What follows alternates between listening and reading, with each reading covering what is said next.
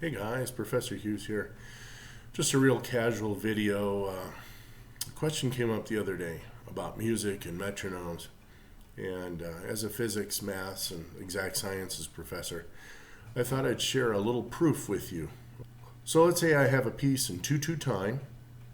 That piece takes me 30 measures to finish, and the whole piece happens in 1 minute. Okay, just a couple of questions. How many measures per minute? Second question, how many seconds per measure? Third question, how many seconds per each minim or half note? And finally, what do you set your metronome at? Do you then set the half note at 60 or do you set the half note at 120? So before we get into the presentation, just a little history on the pendulum.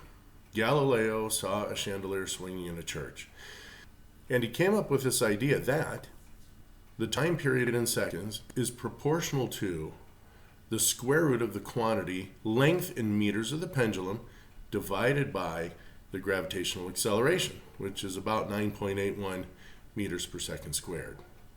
Good old Galileo. All right, let's go ahead and watch the presentation.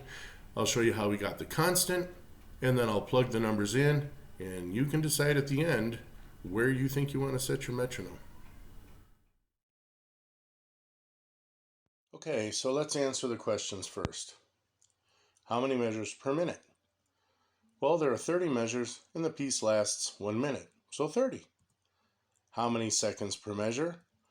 Well, dividing 30 measures per minute into 60 seconds will give us 2 seconds per measure.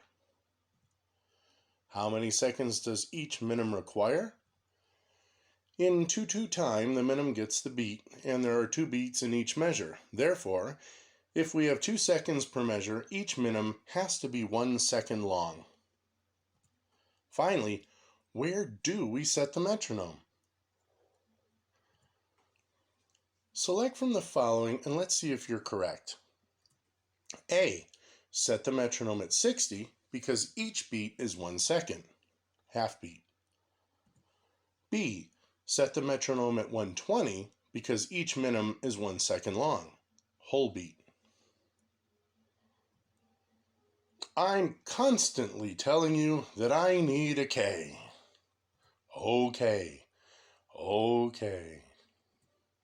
See, Galileo figured that the time period in seconds is proportional to the length in meters over the gravitational acceleration, and all that under the radical there. The deal is, before we can put an equal sign, we need a constant. Without the constant, we have no point of reference, so our values could be anything. So to get started, I need to now solve for K. So I'm going to divide both sides by the square root of length over gravity. All right? Now I have K by itself, but I kind of like all my variables on the left. So all I'm doing is reversing the formula. So let's go ahead and take a look at this pendulum. I just hung an arbitrary ball there. That's a 1-inch diameter steel ball suspended from a cord that I hung off my roof, and I let her rip. So what I did is I wound up taking 10 periods and I measured them at exactly 13.30 seconds. Now that is the time period. So what I did is I went ahead and took those 13.30 seconds, divided it by the 10 periods, and I come up with T, which is 1.33. If I divide that now by the length, and I measured it, and it came out to 0.44 meters. Dividing by 9.81, which is gravity, all I have to do is go into my calculator, and my K turns into 6.28.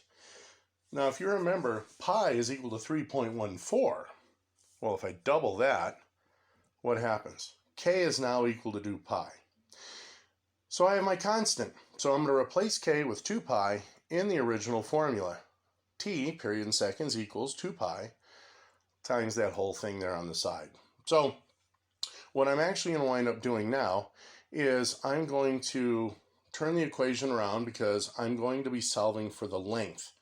And like I said, I like my variables on the left. I don't know why, I guess because I read from left to right. So the next thing we have to do is divide both sides by 2 pi.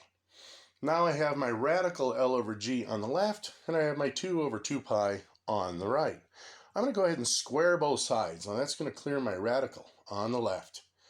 All I have left to do to solve for L is multiply both sides by gravity, and there's your length formula right there. The length in meters equals the time in seconds squared times gravity over 4 pi squared. Now, for those of you who picked A, let's go ahead and set the length equal to Maelzel's metronome minim at 60. Okay, we're all in agreement because that's what you selected. Alrighty, so what we're going to do, we know that minim. And we remember the minim was exactly 1 second long, which is its time period. So we're going to go ahead and square that one, multiply it by the gravity, divide by 4 pi squared. And the amazing magic of math, 1 squared is 1. 1 times anything is the anything. And we wind up with this beautiful L equals 9.81 over 3948, which is 4 pi squared. And voila, our length is 0.24849 meters. Now, I'm going to convert that to centimeters because that's kind of a little easier to work with. And if you took a pendulum yourself, hung a weight off the end, and measured that string to 24 centimeters and about 8.5 millimeters, you would see that that thing would swing back and forth in a second. So our minim is equal to 1 second. Congratulations.